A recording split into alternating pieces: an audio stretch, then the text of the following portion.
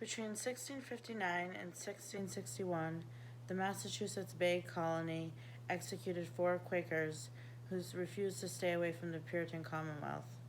Quaker missionaries preached the imminent end of the world and hoped that people would accept the truth of the inner light. Quakers believed that the Spirit of God dwelled within them and guided their actions. The Puritans did not meet the newcomers well. They viewed them as invaders and heretics. They viewed them as deluded by the devil, and they understood Quakerism as the latest satanic plot to undermine their godly efforts to establish true Christian churches. They began passing restrictive laws on them and forced many to banishment. In 1659, the court sentenced Marmaduke Stevenson to death. Then it was William Robinson, and then Mary Dyer, who was a staunch supporter of Anne Hutchinson, and lastly was William Ladra. The Quaker execution have come to rank with the Salem witchcraft scare as prime examples of Puritan intolerance. The executions emerged as a pivotal event in revising Quakerism. Early Quakers were not demure pacifists as they were later known to be in later generations.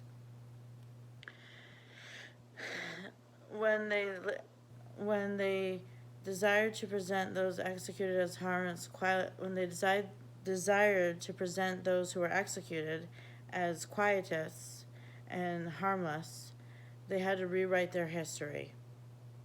They began to minimize the element of aggressive confrontation and emphasize the element of passive martyrdom. In early years, Quakers frequently and graphically foretold divine judgment in store for their adversaries. They interrupted court sessions and worship service and chastised the populace, and especially its leaders. They viewed the persecuted as associated with the crucified Christ. Once the execution took place, they began seeing themselves as literal martyrs of God. While in prison awaiting execution, William Robinson wrote, "Herein I rejoice that the Lord is with me. In ancient days the life of suffering seed, for which I am freely giving up." After the first Quakers were executed, they began to publicize the mistreatment, mostly in polemic Quaker pamphlets. In a letter John Smith wrote to Governor, he likened Quakers to Christ and the authorities to Judas.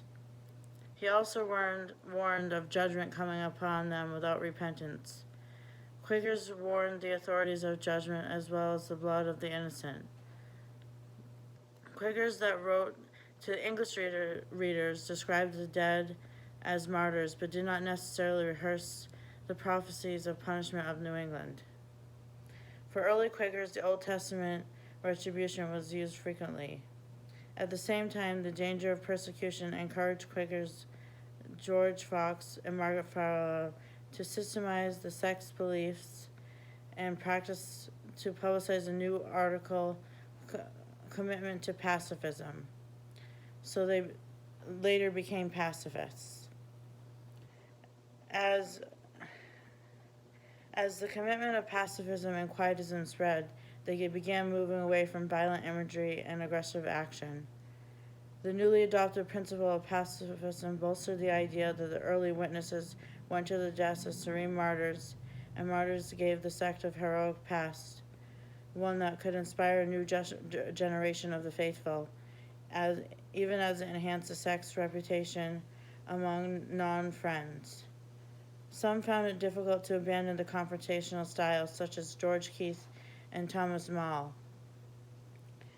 In England, George Fox made an early effort to revise rhetoric of anti-execution writings to conform the new pacifist image.